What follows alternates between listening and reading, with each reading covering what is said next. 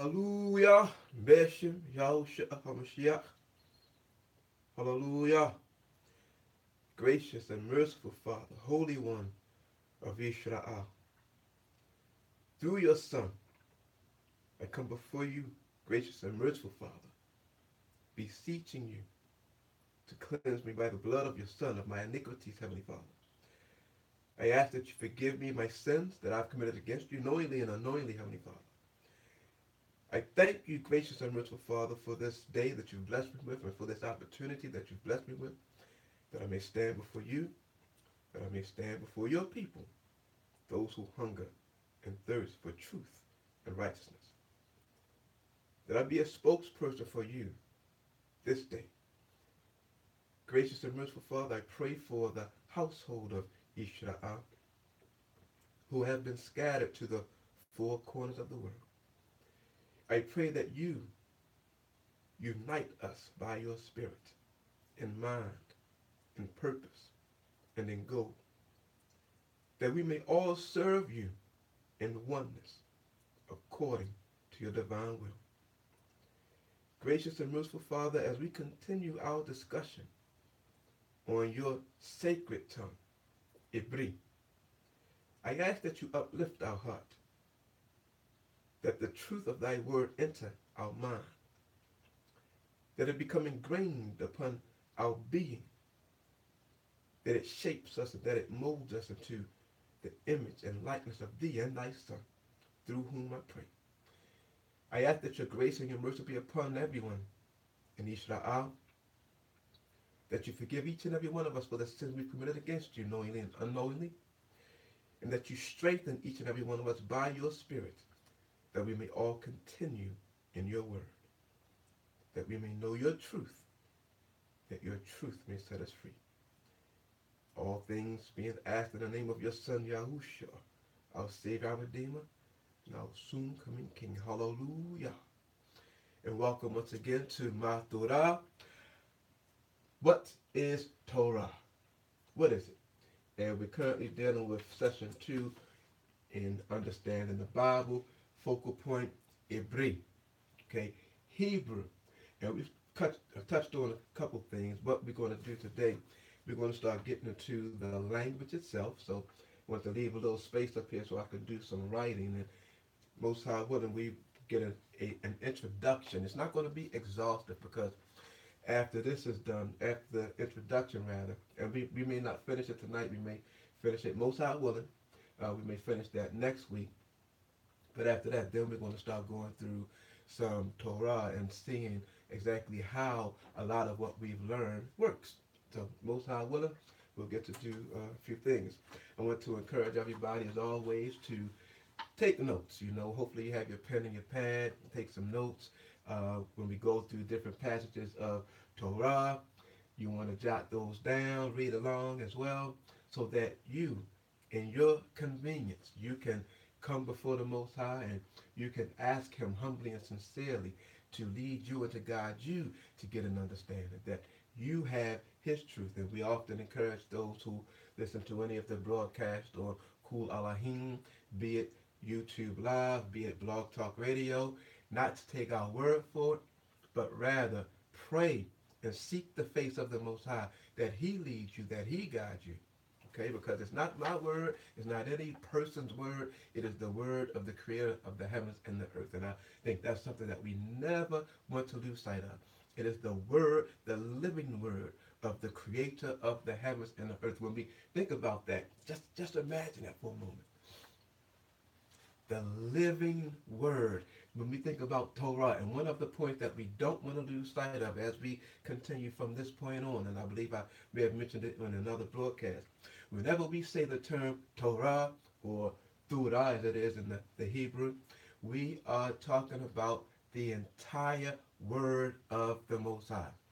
From Bereshit, which is Genesis, to Chazon, which is Revelation. We are talking about the entire work because the Most High never divided into an Old or New Testament. That's man's doing. You see, there's one complete work. And when you understand that it's one complete work, you understand now how you can move between the testaments and you can build upon the truth of the Most High. You can see a very beautiful picture being painted. Okay? So, without further ado, Ibri, the sacred language of the heavens. All right? Couple things we want to know about this language. First and foremost, the Hebrew language has 22 letters. All right?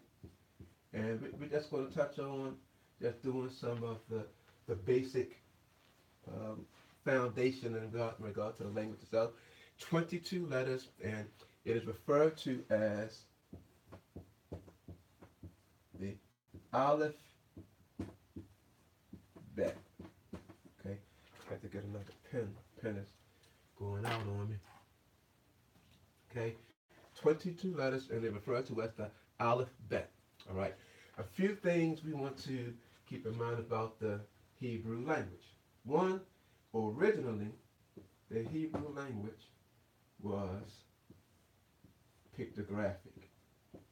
Now, we mentioned this in previous broadcasts, and when you think about pictographic, think about the hieroglyphs, which are basically pictures.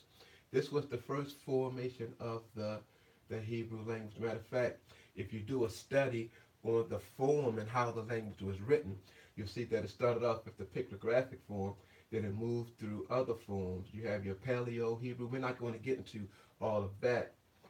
We just wouldn't have the time to get into a lot of the intricacies in regard to the Paleo and the early Semitics.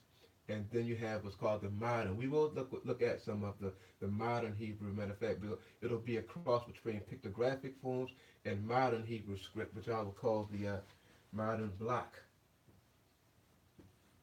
Okay.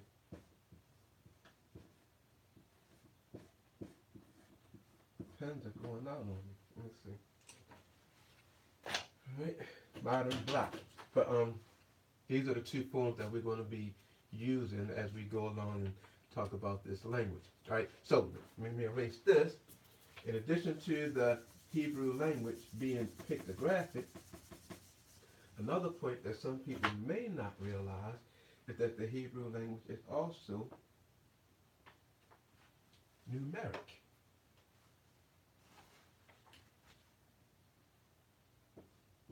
Okay, here we go. Which means that every letter has attached to it a numeric value. Now, this is a point of controversy among many who are Bible believers. Some oftentimes compare this to what they refer to as numerology. But one of the things that I believe the Most High helped me to understand, and I want to share that right now. When it comes to knowledge, wisdom, and understanding, and there's several passages that we can go through to really substantiate that. But all knowledge, all wisdom, all understanding comes from the creator of the heavens and the earth. Okay? So when you hear something such as a numerology, for me to say that the original Hebrew also had a numeric value attached to the different letters, don't think of it in the sense that the numerology has crept into the Hebrew, but rather numerology is a corruption of what originally was, because that's the truth of the matter. When you think about all things that exist in the heavens above, on the earth below, in the waters under the earth, was created by the Most High. Do you not think that numbers wouldn't be a part of that? Now just imagine for a moment. Now, one thing you can imagine when you think about the pictographs, and we're going to see how that works in better understanding the Hebrew language momentarily. But think about looking at the letters in the Bible. You can just use the English, for example. Imagine that each letter was actually a number. What does that teach you about the Hebrew language? Not only can the Hebrew language be read, the Hebrew language can also be calculated. Think about creation. Think about any type of creation, for example. Think about architecture. What would architecture be without numerics, without mathematics? Think about it. Now, we're not getting into anything mystic. We're getting into simple truths right here. Matter of fact, speaking of simple truths, I want to encourage those who may be listening. We have one of the Mure who has a broadcast on for the next 5 weeks on Shabbat evening or Friday evening at 7:30 p.m. and it's asked the question, can it all be so simple or something along those lines?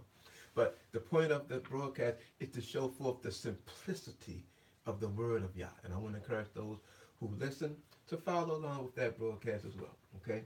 Now, you have the pictographic form, you have the numeric form. Okay, not numeric form, but you have a numeric value attached to each of the letters. Let me put that up there instead.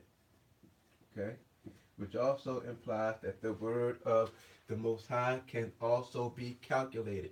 And there are ways to substantiate that within the Torah that is the truth. One thing that you can consider, think about certain numbers and why they're used so much. Okay?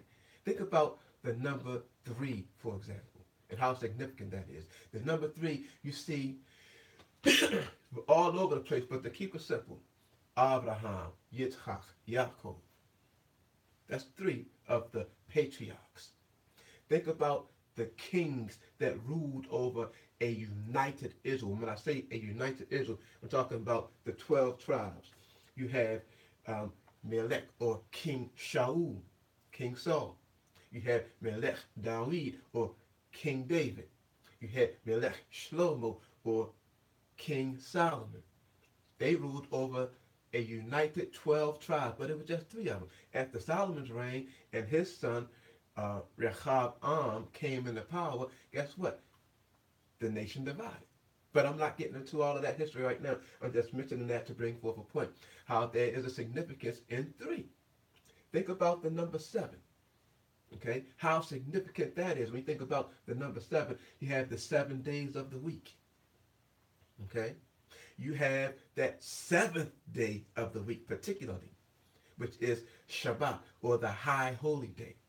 And then from Shabbat, the 7th day of the week, you have 7 high holy days that have been spread throughout the course of the year. And what you'll find out is that those 7 high holy days take place within the 7 months, the first 7 months of the sacred year. Okay? And these are just some examples of how throughout Torah you see numbers have an importance. So just imagine how much more important when you understand that the Hebrew or the Hebrew language can also be calculated. Now, needless to say, in addition to having a pictographic form, you having a numeric value, you also have the different sounds of the letter, okay? Which we'll touch on that briefly. We won't get into the entire Hebrew alphabet, but we're going to touch on enough because as we go through the Torah, different points are going to be made in regard to the language, okay? Now, when it comes to the 22 letters of the alphabet, some people have been taught that the alphabet doesn't have vowels, which is not true. Within the Hebrew alphabet, there are 4 vowel letters, and I have some flashcards I want to use. I want to show you what those 4 vowel letters are. Okay? The first vowel letter is the aleph. Okay, let me see what this looks like. Okay? This is the aleph. All right? The second vowel letter is the hey. And I'm showing you the pictographic forms here. The hey. Okay. The third vowel letter is the, now on this flashcard, unfortunately, it says vav, but the correct pronunciation would be wab. Okay. And then you have that last vowel letter, which is the yod. Okay? Now, those are the 4 vowel letters. Okay? So it's not that the Hebrew language doesn't have vowels. They do have vowels. Not in addition to the vowel letters. And we talked about this briefly when we looked at the abbreviations for Mr., Miss, and Mrs. Okay? Even though those words in our language, which we refer to as abbreviations, they don't have vowel points, but when we see them, we understand what they represent. The Hebrew language was the same way. Depending on the context that a word was used in, that would determine which pronunciation would be used. Now, in some instances, if you have 4 vowel letters out of the 22, that means the other 18 letters are considered to be consonant. Okay? So if you have letters put together, and we're going to talk about that too, and they may not have one of the vowel points, what you'll find is that it was understood that certain vowel points would be placed in between those letters if necessary. It wasn't always necessary. Matter of fact, you have some who believe that between each letter there's a vowel point. It depends. It depends on the word. But we're going to look at some of that. Like I said, we're not going to get into the details of the Hebrew grammar. We're not going to do that. The point of this is just to introduce you to the Hebrew language so that when we start getting into Torah and looking at some things, you at least have an idea of what you need to go into the Bible and look for on your own. Okay? So, that being said, we have the 22 letters of the alphabet, which can be a pictographic form, which have numeric value, and of course each letter has a particular sound. Now, contrary to the English language, which we read from left to right, Ibri or Hebrew is actually read from right to left. Now, I think that's interesting because one of the other points too that we're going to learn as we go through Torah is the significance of why certain things happen. I just want to leave it right there. And the way that the Most High has designed the world is a testimony to his Torah as being the truth. And I'm going to leave that right there so we can keep going. All right? So Hebrew is read from right to left. Another important point, let me get this off the board.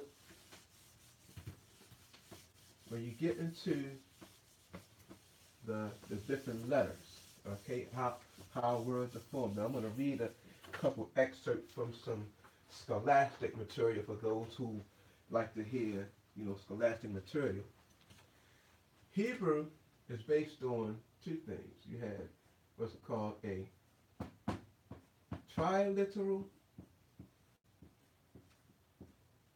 root. Now, with the triliteral root, what you find for those who have a strong exhaustive concordance with the Hebrew lexicon in the back, when you have a triliteral root, oftentimes it will refer to it as the primitive root in the lexicon. Okay? It's called the primitive root in the Strong's Exhaustive Concordance Hebrew lexicon. But I'm going to read a couple things to you. All right? The first thing I want to read to you, I want to show you where it's coming from. It's coming from a book called Jusinius' Hebrew Grammar. Okay? Now, it says, let me find the page.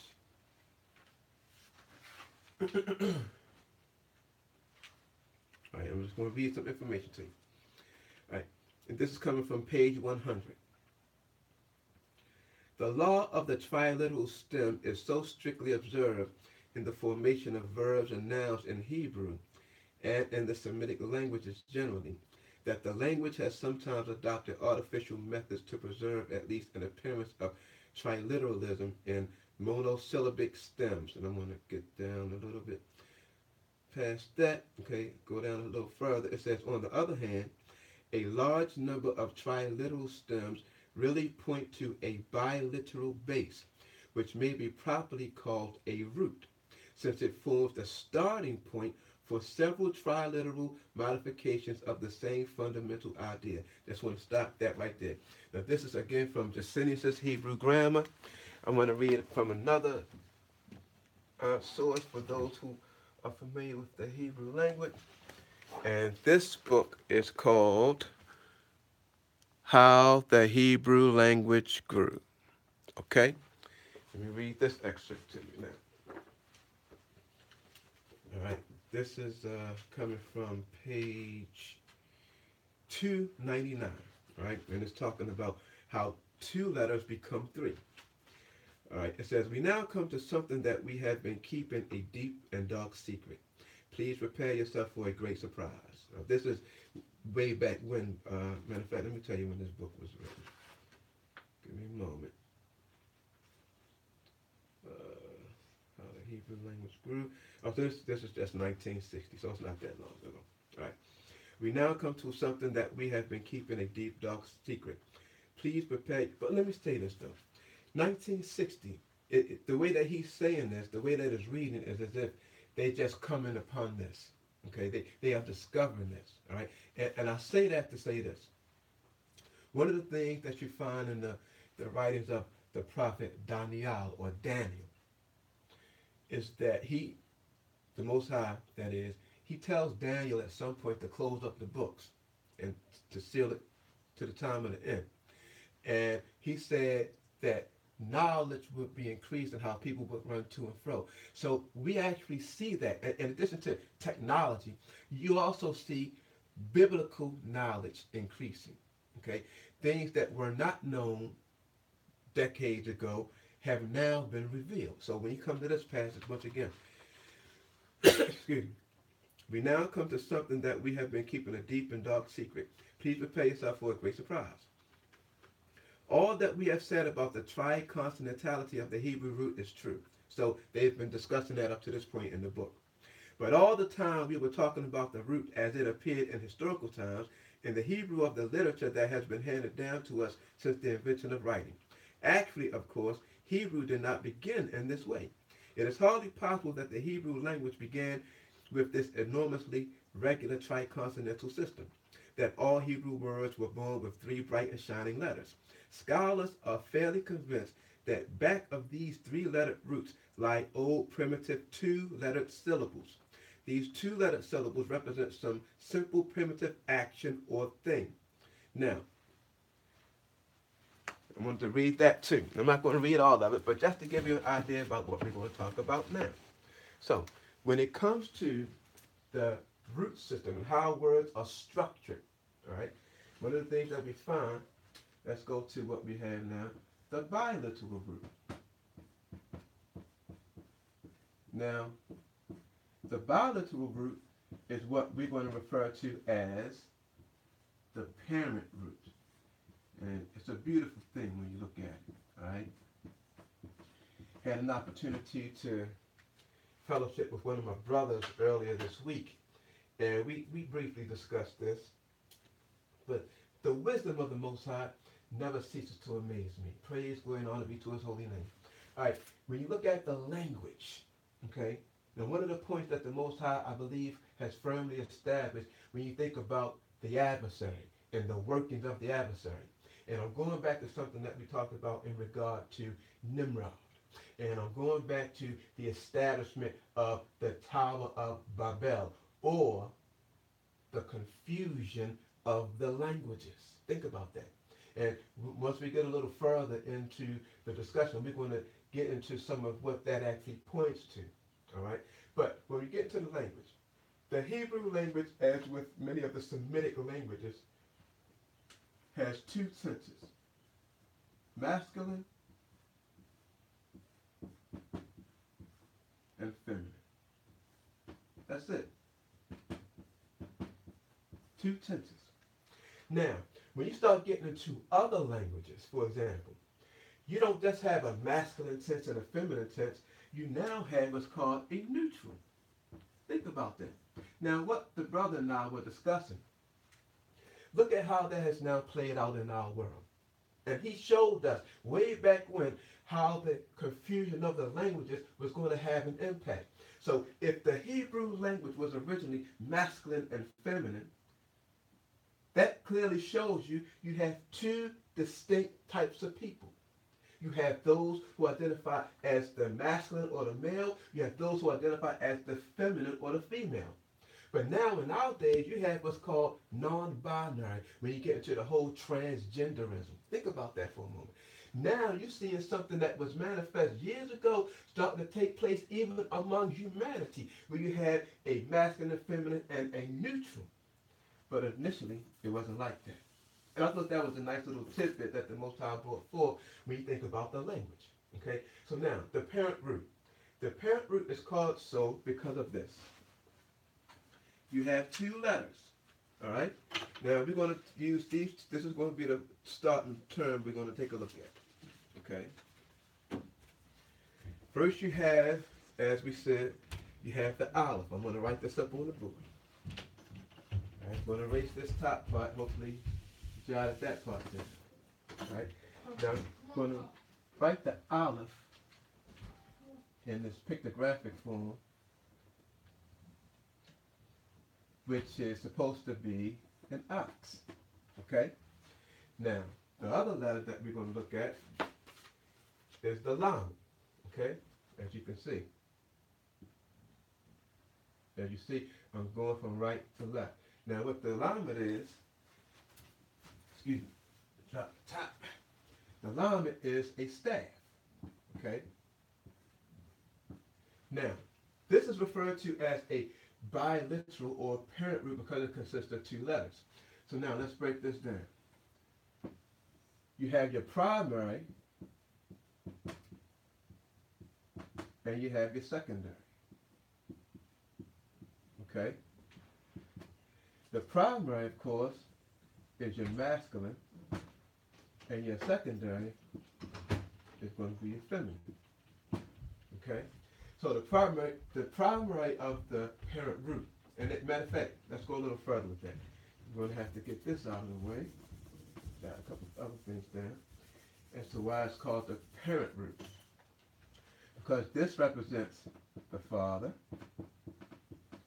and this represents the mother. That's why it's referred to as the parent root. Father and the mother. Now, the ox, which is your aleph. As a matter of fact, the aleph in modern Hebrew, or the block form, let me write that one just above it. You'll see it looks something like this. Your aleph. Okay? And then you have your lamed. In the block form, it'll look something like this. Okay, so aleph, lamed.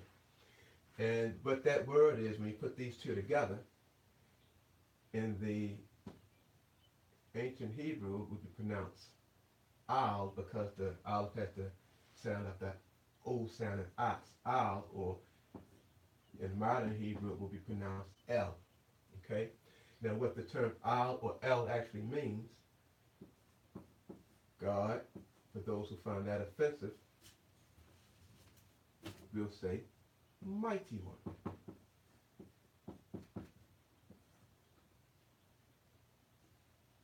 Get this staff off of here. Mighty one. Or you can say, power. Alright? So, you have the aleph, you have the lamed. So how did these two letters come together to form a term that means mighty one or power? Well, you think about an ox and how an ox would have been used. Okay, an ox was known for its strength. That's why we had the word ox up there. Let me put what it would point to: strength. Okay, and of course the lamed. When you think about a staff was symbolic of leadership. When you think about a shepherd or a king. Okay, so when you think about the strength of a leader or the strong leader, well, the term el or al, which means a strong leader, when you consider how this letter comes together with this letter, and that's where you get the term for mighty one or power or God, as it's been translated in many English versions. Okay, and we want to use this as a starting point.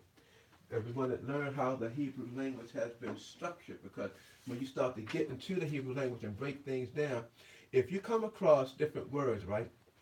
And we talked about this when we were looking at the term Nimrod. Now, if there's a word, let me do this again as a brief reminder. Okay, let me get this out the way. You're looking at the name Nimrod. Just want to make a brief point. Okay?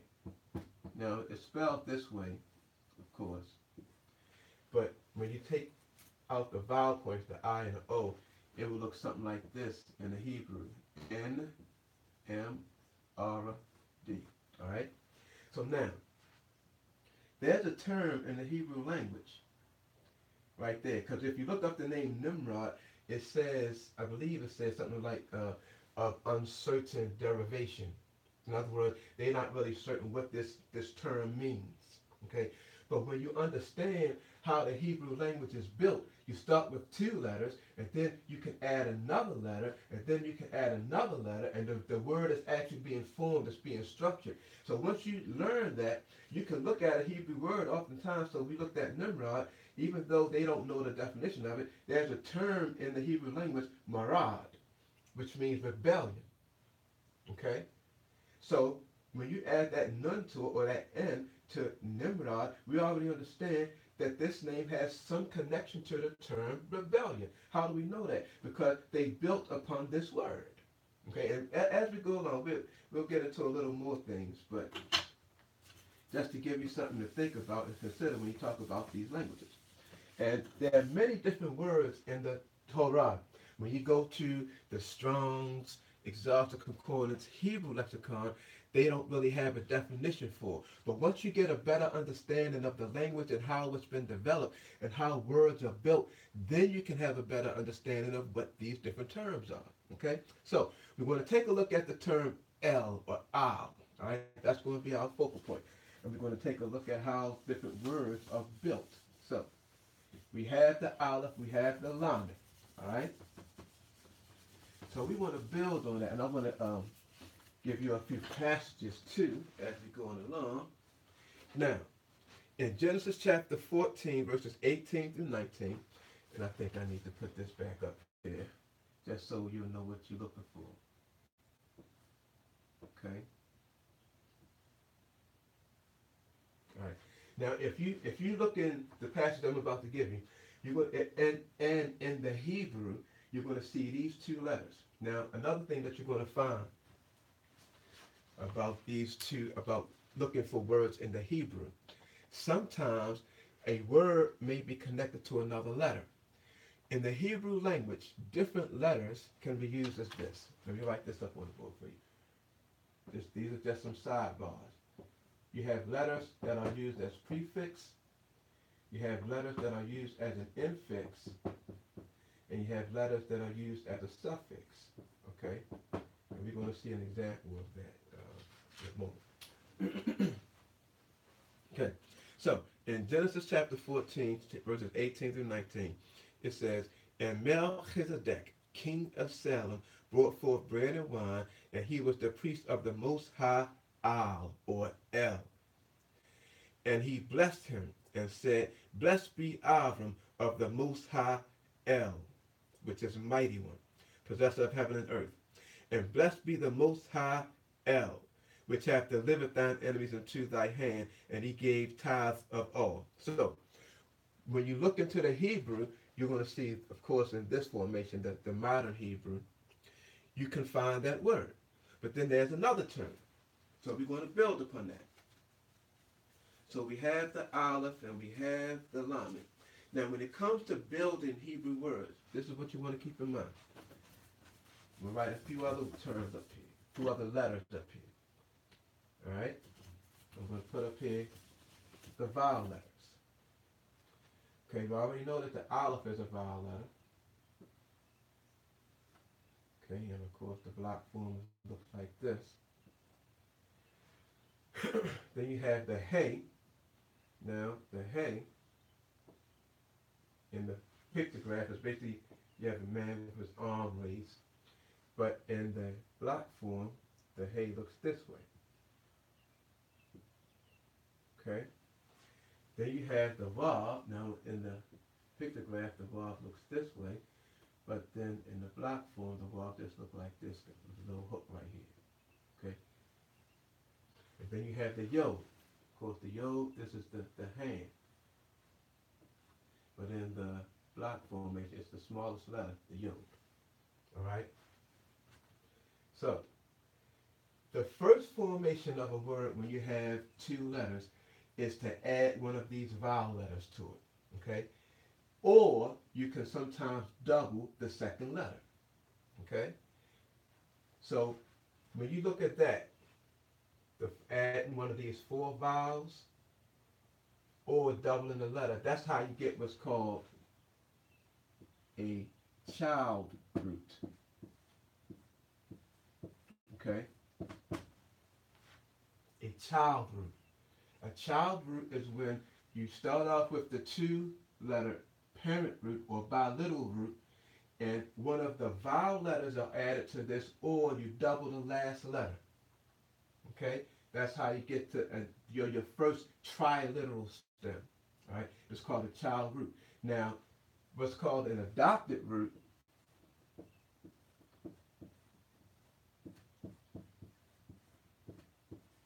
and you're going to have to write these down. The adopted root is when you start off with a parent root, but you add one of the other letters to it. Okay? That's how you get an adopted root. So child root is you start off with the parent root, you add one of the vowel letters to it, or you double the last letter. And the adopted root is when you start off with these two right here, and you add one of the other 18 letters to it. All right? Outside of the one that you're doubling. Okay? So let's get back to what we wanted to take a look at. So the term al or el. One of the first things that you can do is you can add this hey to it. So I'm going to put the man with his arms raised. Now you have this word. Now I'm going to write it out the way that it would be pronounced initially. And you're going to see something. Allah. See that? Now what you're hearing the deity for the Arabs. They refer to, in Islamic society, they refer to their mighty one as Allah. But what we're finding out from the Hebraic source from which Arabic is derived, Allah is simply a title which means mighty one or power. So what we want to do, we want to take a look in the Torah, and we want to look at a couple passages. In Daniel, or Daniel, chapter 2, verses 18 to 20, it says that they would desire mercies of the Allah, or mighty one of heaven, concerning this secret, that Daniel and his fellows should not perish with the rest of the wise men of Babylon. Then was the secret revealed unto Daniel in a night vision. Then Daniel blessed the Allah of heaven. Daniel answered and said, Blessed be the name of Allah forever and ever, for wisdom and might are his. So in this passage, you see that the term Allah actually means mighty one. Now you find that term used exclusively in the books of Daniel, or Daniel, and Ezra. Okay? Now another place that you actually find this term Allah is in Genesis chapter 35 and verse 4. But let me read it to you. And they gave unto Jacob, or Jacob, all the strange gods which were in their hand, and all their earrings which were in their ears. And Jacob hid them under the oak, which was by Shechem. So if you look into the Hebrew of Genesis 35:4, what you're going to find is this, the word appears this way. When it says the oak, it says Ha Allah. Ha Allah. Now, when you use this hey, like we were talking about, some of these letters can be used as a prefix, an infix, or a suffix. Okay? So when you add the letter hey to the beginning of a word, it oftentimes means the definite article, the. So if I were to say the mighty one, or the oak, now I can say hey Allah, or ha Allah. Okay? It depends on the word that you use. All right? And it would look like this if you were to write that in English. Ha Allah. All right? But what you may be asking, how come that particular verse translated this term as oak? Think about it. It wasn't translated as mighty one or power in the sense of referring to God, but it was translated as oak. Question is why? Think about the oak tree. Think about what the oak tree is known for. The oak tree is known for being strong and durable. Okay? See, that's teaching us, and that's actually a good segue into another characteristic of the Hebrew language, which we're going to be getting into momentarily.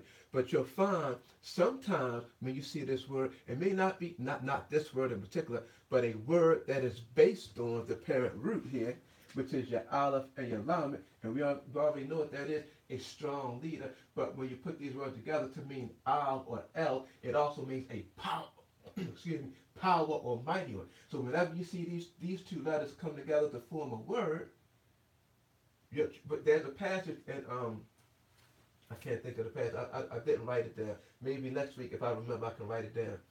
But there's a passage in the Torah, and there's a verse where in one translation the word is translated as oak. But in another translation, the word is translated as a ram, because a ram is also known for its strength of its horns. And sometimes people look at that and they say, look, the Bible is erroneous because in this version it's translated this, and that version is translated as that. Not understanding, once again, that's why it's important to go back to Hebrew when you understand the context of how the language operates. This is a general term that means powerful. So it can be applied to anything that this ancient viewed as being powerful. Hence, oak, or in another passage, ram. We'll look at all of that once we get to it. Okay? So, this term, Allah, means the oak in that passage. Let me get this back off the board, because what we want to do, we are talking about how to build upon the Hebrew words. Alright, so you started off with the parent root of the aleph and alignment. So now you added something to it. You added the hey, and that changed the connotation just a little bit. So let me add another letter to it. I just need to get this out the way. Along with there, and we want to add the vav in the middle here. Okay, so now the word that we just formed is, you see it can be luah, or the modern Hebrew would pronounce it as Eloah.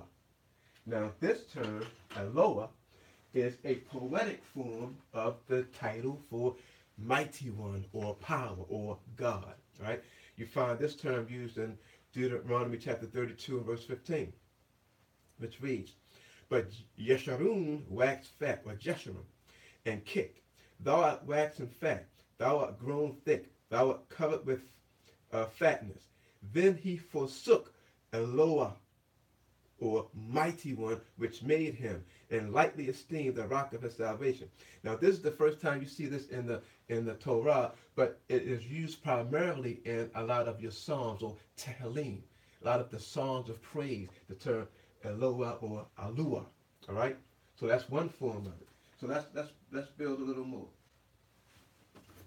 Let's get this out of the way, and let's get this out of the way.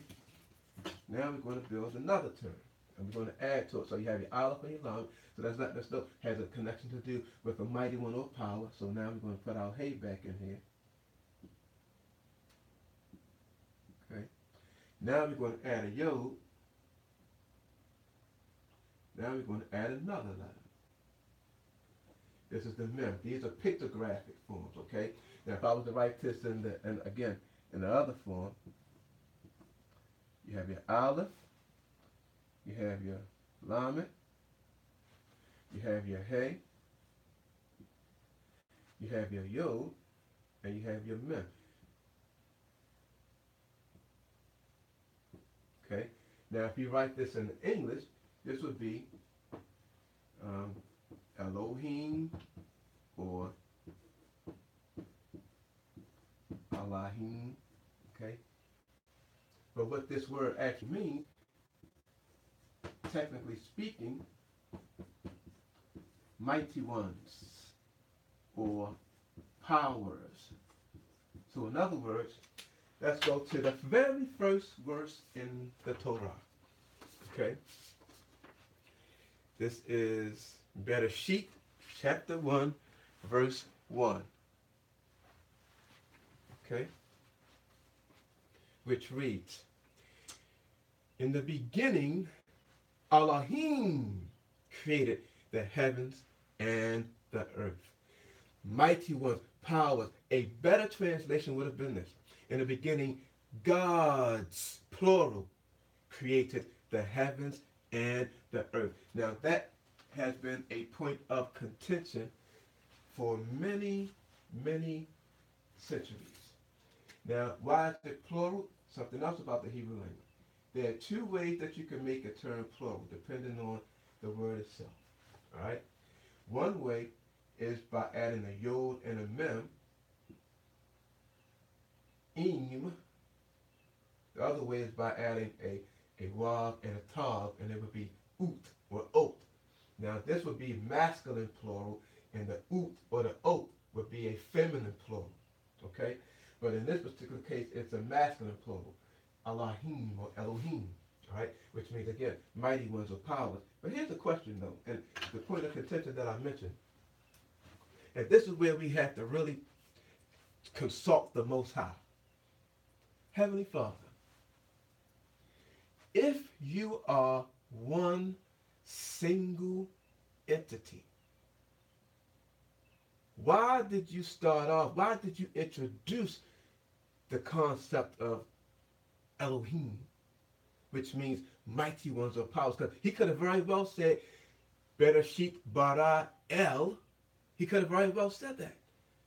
But he didn't. He said Elohim. See, that's something that he wants to teach us. And a lot of times, when we just take it from the English, God, God, God, we just see that singular, not really understanding the method or the method or the message that's in this term, Elohim. Now think about this. And we're just going to touch on this briefly. We're not going to spend a lot of time on it. All right? Take your mind to the book of Yahuchanan, or John, the Gospel of John, chapter 1 and verse 1. And then, as Bible students, this is what we have to do. We have to ask ourselves, why did Brother John start off his teaching or his recollection about the life of the Messiah this way? So let's go, John chapter 1 verse 1, which reads, in the beginning. See, he started off the exact same way that Moshe started off Bereshit, in the beginning. But now, what's the difference? What has happened between the time that Moshe wrote what he wrote and the time that Yahuchanan is going to write what he writes? Knowledge has been increased. Now, some people may say, well, that's not the time of the end. You're absolutely right. It wasn't the time of the end. But a very significant event, I think one of the most important events in all human history, took place prior to Brother John writing his recollection of the life of Mashiach. What was that event? The life of Mashiach. See, when we understand who that was. So now he comes to that realization now. So he gets to his writing, and the first thing he wanted to do, I have to let these people know exactly who this is. So he goes for, he says, in the beginning was the Word. Let's just take a look at something real quick. Now, we already understand Elohim means powers. Now, some of you probably just hearing this for the first time, maybe, maybe not. But when you look at Hebrew structure, the term im, when it's added to a word, it pluralizes it. So Elohim is a plural term. All right. So, think about this for a moment.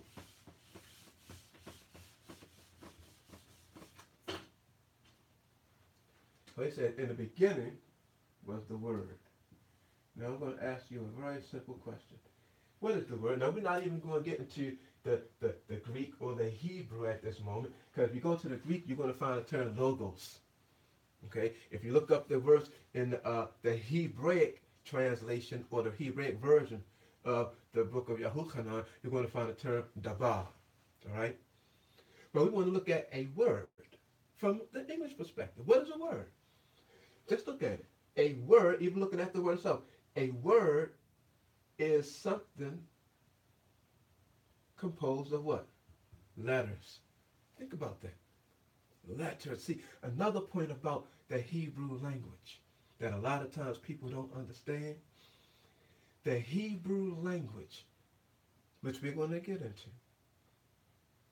are considered by some to be the building blocks of the universe. Because Elohim spoke and something came to be. Do you understand that? Elohim said something and something came to be. So what Brother Yahuchanan wanted us to come to understand, he said, in the beginning was the Word. But listen to what he said. He said that the Word was with, hold up. The Word was with Mighty One. Okay. What does that mean? Now, here's some simple English grammar. Simple English grammar there. Okay? If the Word was with Mighty One, how many entities do you have right here? Okay? Think about that. The Word was with Mighty One. Right? But then it goes on a little further. It says that the Word was, this is a term that represents existence, was Mighty One. What do we have going on here? What's happening? Okay. So you had, in the beginning was the Word. The Word existed in the beginning. But at some point, the Word, something happened. Because you understand Mighty One. See, Mighty One. God, power. So you have the Word with Mighty One. But then it said the Word was Mighty One. So if the Word that's with Mighty One also is Mighty One, that means that you have Mighty One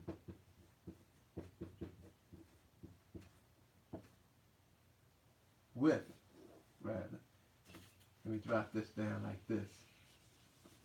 You have Mighty One with Mighty One. So at the very least, as one of the Murray puts it, at the very least, we know that there are at least two. At the very least, we know that there are at least two. Hold up, brother. You're speaking blasphemous, brother. The Bible says that there's only one Mighty One, one true Mighty One. And I agree 100%. But what people don't understand is how Mighty One operates. You see? And we're going to get a little further to this. This is just the introduction. Now we're just going to touch on something real quick. And I think my time is just about running out, but Mighty One. Now when you think about Mighty One, okay? Now when I say this Mighty One, we're going to do it this way. We're going to say this Mighty One is the Father. Okay? Now when we say the term Father simply means the originator. Okay? Now, the originator, what we are going to learn, what we're going to see, and this is what the Torah teaches. The originator created something. In the beginning was the Word. Now when you think about Word, think about the whole concept of how words are formed by letters. Think about the idea that the term Elohim that we read in the beginning, Elohim, powers, Mighty One, was created the heavens and the earth, right? Think about that. Think about the fact that the Hebrew language has 22 letters. One of the things that you can look at it as being 22 powers. But here's the thing about these 22 powers. Hold up, brother. What are you teaching? Polygamy? Is that the right word? Polytheism. I said polygamy. I didn't mean to say that. Polygamy dealing with many wives, many husbands, etc., etc., etc. About the multiple marriages thing. But polytheism, teaching a whole bunch of gods. But in actuality, we're not teaching a whole bunch of gods. We're teaching that there's only one Mighty One.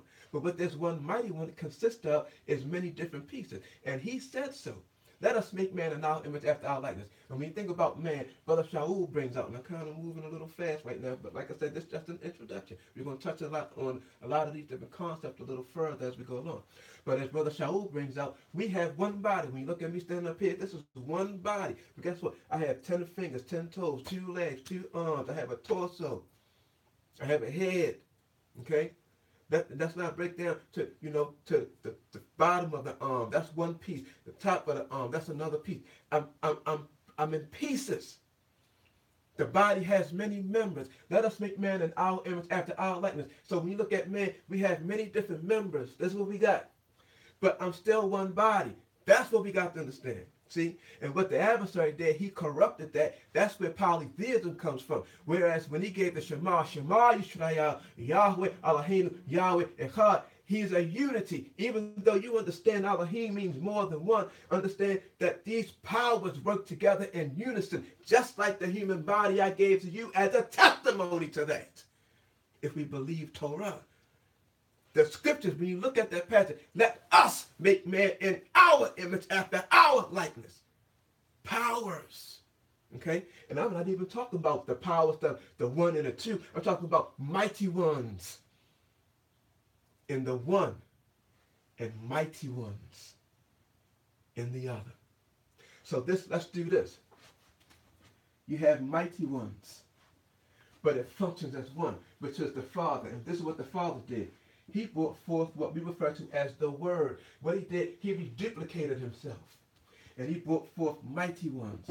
And what we learn about and what we're going to see as we go through, this is, for lack of a better word, let's say that the Son. Okay? Now what you're going to find is that the mighty ones, which you refer to as the Father, cannot absolutely, positively have any contact with this creation. Can't do it. But what he did, he created a duplicate, a replica of himself. And the beauty of it is that the Torah teaches that. But nobody else is teaching that. You know why? Because not everybody accepts Mashiach Yahushua as their Savior, their Redeemer, and their soon-coming King. That's why. In other words, they lack that understanding as the Holy Scripture teaches. My people are destroyed for the lack of knowledge. And we're going to see that. Okay?